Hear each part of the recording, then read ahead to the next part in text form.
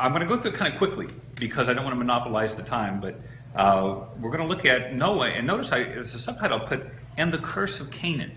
This is a key thing to keep in the back of your mind. This is a bizarre passage. You come to it and you're like, what's going on here? So let's take a look at it really quickly again. There are 8 verses we need to look at. It says, the sons of Noah who came out of the ark were Shem, Ham, and Japheth. Ham was was the father of Canaan. These were the 3 sons of Noah, and from them came the people who were scattered over the whole earth. Noah, a man of the soil, proceeded to plant a vineyard. When he drank some of its wine, he became drunk and lay uncovered in his tent. Ham, the father of Canaan, saw his father naked and told his 2 brothers outside. But Shem and Japheth took a garment and laid it across their shoulders. Then they walked in backward and covered their father's naked body. Their faces were turned the other way so that they would not see their father naked. When Noah awoke from his wine and found out what his youngest son had done to him, he said, "Cursed be Canaan, the lowest of slaves will he be to his brothers." Boy. Now it seems like this is quite a reaction to walking in on your dad, right? It seems a little bit strange to you. Well, let's see what's going on. There are 3 questions we need to answer. One of them is, what did Ham do exactly, right? And then, why is it Noah is so angry? I mean, he seems irate, at least in the judgment he pronounced. And then, why does Noah curse Canaan and not Ham? 3 questions that we have to be able to answer from this text. Well, there are 3 traditional views on this. One of them is the view of voyeurism. It's just simply, he saw his dad naked, right? Another one is castration. Believe it or not, some rabbinic scholars, there were commentaries at the time, thought that he had castrated his father. And the other one is paternal incest, that he had gone into his drunken father and sexually assaulted him. So what of the 3? What do we make of these? Well, let's look at voyeurism first. So voyeurism is that the sin that Ham committed was he was just looking on Noah's naked body. And it might be that he kind of mocked him when he did it. Now, it could be that this was a taboo at the time, but the problem is we don't see a lot of it. The sin just would be that you're looking at a nude body and you shouldn't be. But this is a little strange because they did live in kind of close quarters at that time. So maybe he embarrassed Noah by coming out and telling his brothers, hey, dad's in there naked, something of that effect. Now, here are the pros. Well, this position is kind of conservative. It just kind of says what the text says. It refuses to see anything in the text that's not explicit. But now the question becomes, is everything explicit here? Now the con is voyeurism is kind of a non-explanation. And why? Well, we said there were 3 questions that have to be answered. Well, sure, you walk in on your dad and maybe you do mock him, but it does seem a little bit strange that he reacts the way he does and he curses his grandson. Why would you do that, right? That seems a little odd. So it fails to elucidate either the gravity of Ham's offense or the reason for the curse of Canaan. Sorry for the small font on that. I know that's hard to see. And then it also requires the interpreter to assume the existence of a taboo against the accidental sight of a naked parent that is otherwise unattested in biblical or ancient Near Eastern literature. The truth is, we don't have a single example in ancient Near Eastern literature where this would be considered a taboo. Not one. And we don't have any biblical example where this would be considered a taboo. That you would walk in on your dad in the locker room or the bathroom or something like that, and then you get this kind of a response. Now, what about castration? Well, Ham goes into Noah's tent and castrates him. And now this is kind of a rabbinic idea, as I mentioned. You'll see this in a rabbinic discussion about this. Rabbis used to debate this. But boy, this seems like a far stretch, at least to me. But what are some of the pros? Well, some non-biblical ancient Near Eastern mythology describes sons castrating their fathers in order to usurp their authority. In other words, I'm going to become the tribal leader, the head. That is attested in ancient Near Eastern literature, but in some myths. But it's not really attested to in Hebrew literature. Truth is, there's no hint of it in the text, and you can't find an example of it anywhere in the Bible. So I'm not feeling that one so much. But what about the paternal incest view? Well, this is one that's been popularly floated. A guy named Gagnon wrote a book on homosexuality, which is kind of the standard. It's a good book overall, but I'm not so sure I'm so convinced. It's just that Noah was sexually abused by Ham.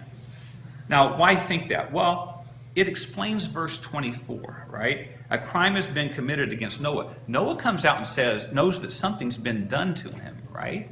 That's what the text says. Now, he was laying there drunk, but he wakes up from being drunk and knows something has happened. But how would he know that? Right? If it's just you were looked at, well, maybe it could be that his son said, you know what, Ham's come out here and just mocked you for being naked. That could be an explanation.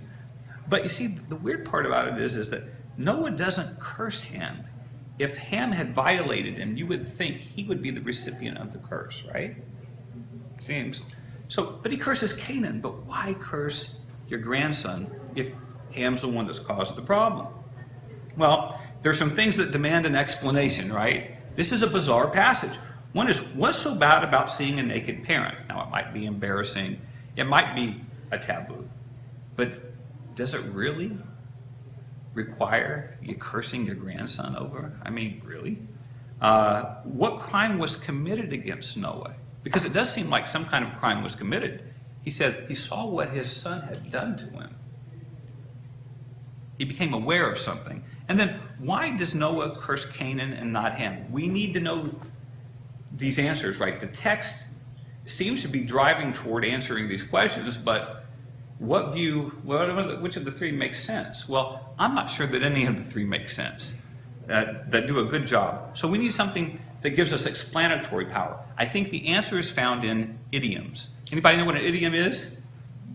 Right? It's a figure of speech or an expression that is understood within a particular cultural context. Now, a good example might be me saying to one of my Chinese friends, boy, that test was a piece of cake. Now, I know what I mean by that, but you see, you could do a word search on piece and cake, run the morphologies on it, and it wouldn't give you any clue as to what I meant, right? Why? Because it's culturally understood. How is it that a test could literally be a piece of cake? And if it's not literal, what could it possibly mean, right? So a word search is going to do you no good there. But if you're brought up in the culture, you'll understand it. Well, this is the issue. We are so far removed from ancient Hebrew culture that idioms might just slip by us without us knowing. Now, we're a little closer to Greek culture, and a lot of times those slip by us. But Hebrew ones are going to be pretty foreign to us. So the further removed we are from a culture, or the context, the more confusing an idiom becomes. And the key to understanding this passage is an idiom in verse 22, I'm going to suggest. Well, what is that idiom? Well, let me give you a comparative rendering. Now, we've been reading this text in the NIV, which, by the way, is a great translation. It's a solid translation. But what happens when people translate scriptures, they have to make a decision. You know, do I translate something word for word or thought for thought? And when I come to something like an idiom, do I just tell you what it means, or do I retain the idiom? So there are pros and cons to the way a translator will decide to give us something. Now, it doesn't mean that either one translation is necessarily better than the other, but what it does tell us is that sometimes an idiom or a figure of speech could be obscured if someone does the homework for you, right? And so we get this rendering in the NIV that Ham, the father of Canaan, saw his father naked. But the ESV says, and Ham, the father of Canaan, saw the nakedness of his father. Now, I'm going to suggest to you that it's seeing the nakedness of someone that is an idiom. Now, to see, this is the Hebrew word ra'ah. You might think of the Egyptian god Ra, right? The all-seeing eye and the like. And the word nakedness, the Hebrew word is ervah. Now, this is idiomatic. It's an expression that describes sexual intercourse. Well, now this seems to be actually boding well for the paternal incest view, right? So if I can make the case that to see nakedness is actually a euphemism for sexual intercourse, that, well, some of these guys may have a point. But how do I know that this is actually an idiom here? Well, the best way to understand this is compare Scripture with Scripture. So if you go to Leviticus chapter 20, verse 17, you'll read this. If a man takes his sister, a daughter of his father, or a daughter of his mother, and sees her nakedness, there's the key phrase, and she sees his nakedness, it is a disgrace, and they shall be cut off in the sight of the children of their people. He has uncovered his sister's nakedness, and he shall bear his iniquity. Now, I want you to notice the two phrases I have underlined, because I think they're parallel. I think if you let Scripture interpret Scripture, you've got a good case for what this idiom means. So let's look at the parallel idioms. The idiom to see the nakedness of and sees her nakedness are parallel to uncovering nakedness.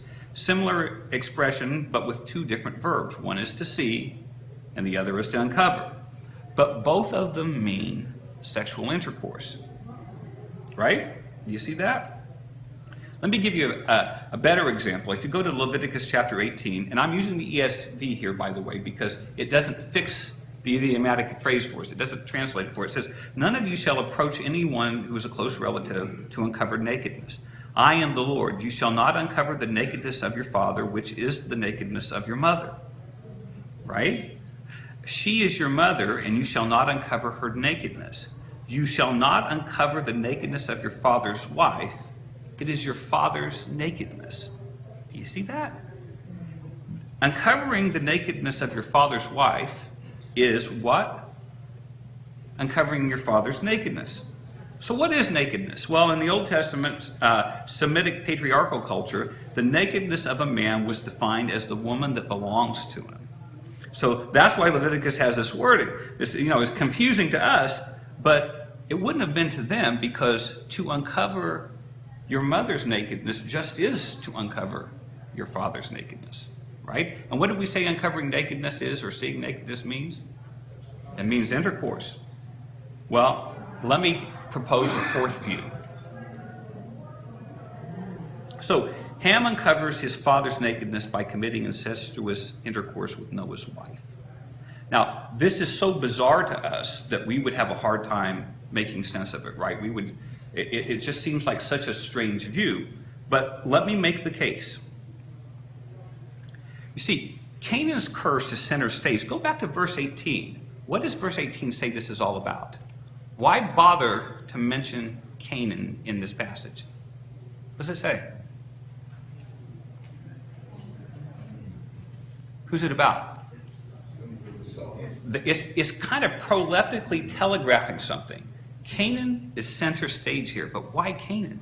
And why does he get the curse? Well, this explains Noah's extreme anger in the fact that he knows a crime has been committed against him in verse 24. Noah knows something was done to him. But by done to him, it doesn't mean necessarily to him. It means something that's affected him. And this explains Noah's curse on Canaan. Ham was raising up competitive seed in order to usurp his father's authority. You see this happen with David and Absalom. Let me just explain. Probably what's happened here is Noah's gotten drunk, and maybe his wife was drunk with him. We don't know. She's never named, right? What's Noah's wife's name? We don't know. Mrs. Noah. Well, during this time, a patriarch would have a big tent, and it would be divided into sections, right? It would be something like, this passage that says, in my father's house there are many mansions, there are many dwelling places, compartments. There would have been a compartment in it. Noah probably got drunk, maybe went in with his wife, maybe they had intercourse, maybe not, but they're lying there naked. Son comes in, sees the situation, and takes advantage of mother. He goes out and tells his brothers, look what I've done. Why would you tell your brothers something like that? Well, what he's trying to do is raise up a competing seed. If you wanted to usurp the authority of the patriarch, what you would do is have sex with their wives or their concubines. This was a common ancient Near Eastern thing. And you see Absalom tries this. David actually does it himself. Absalom does it. And there are other passages that in the scriptures that show this. But the idea is that I'm going to seize control of the tribe, and my descendants are going to be the ones that are the main people. They're going to be the rulers. So another mention is this whole thing about tent.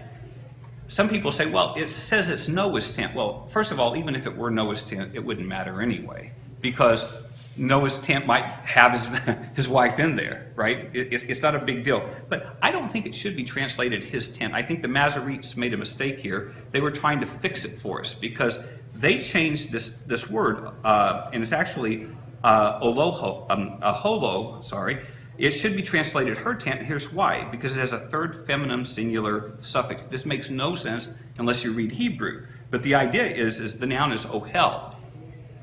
You can compare this to Genesis 24:67, where the exact same word is used. And it is her tent. There's no question that it's her tent. So probably what's happened, he's gone into a compartment of the tent, and he's had sex with his mother. Now, again, this sounds bizarre to us, but this has tremendous explanatory power. My view is based on explanatory power. So what? Well, before we get to the so what, we had to explain why it is that Canaan becomes the source of the curse. Well, here's why. He's illegitimate, right? He's been raised up, he's been sired illegitimately, and he's competitive seed. Noah doesn't curse Ham, he curses Canaan, because Canaan is an illegitimate descendant that is going to try to usurp the authority. In fact, he will become the servants or the slaves of his brothers. Noah's going to keep this in line. The other thing we had to explain is how did Noah know something was done if he was drunken? If you just looked at somebody, you wouldn't be able to tell it. Well, something was done. She's pregnant now. We'll talk about why this might happen so quickly in terms of chronology. And also the other sons, they didn't want to be associated with this. The reason why they walked in backwards, if they covered up their father's nakedness, who are they covering up? Who was the father's nakedness? The wife, right? The nakedness of a man is the nakedness of the wife. This is Leviticus 18. So they backed up and said, we don't want to even be associated with this. They covered up their naked mother. But still, she's pregnant now, and illegitimate seed has been raised up, so to speak. So now we have an explanation of why Canaan is getting cursed, why it is that Noah knows something has been done to him, a crime committed against him, and we know why Canaan is being kind of proleptically telegraphed at the beginning. The parenthetical explanation is because of this, because he can't usurp the rightful authority of the correct lineage. Now, why is this all important? Now, I don't know if I made the case convincing or not to you, but the strength of it is this. If you just say he just saw his naked father, the problem is you have to explain why would he curse his grandson over that? And how did he know that he just looked at him? I gave you possible explanations, but that doesn't seem to answer the question. If you say it was castration, well, we just don't. I think that's such a stretch. Rabbinical literature, we don't have anything to attest to it. If it were paternal, this phrase, uncovered nakedness or seen nakedness, is never used of homosexuality. They would use a term like shakav. They would never use that phrase for this. It's always and every time used. If you read particularly Leviticus 18, I just read a short section of it. But if it's your brother's wife, you're uncovering his nakedness. If it's your whatever relative it is, if you have intercourse with their wife, you're uncovering the man's nakedness. So without exception, it's used like this. But why should we even care about that? Well, the first thing it tells us is Canaan's on a collision course with God's people. He's been illegitimately raised up, right? This is bad seed. The second thing it tells us is that Scripture is trustworthy. And why is that? If you were going to write a story about yourself or try to make something convincing, many times people will clean things up, won't they? They will cast characters in the best possible light.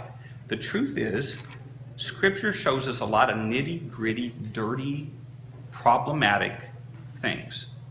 This bodes well for saying this is authentic, because most literature will clean this stuff up.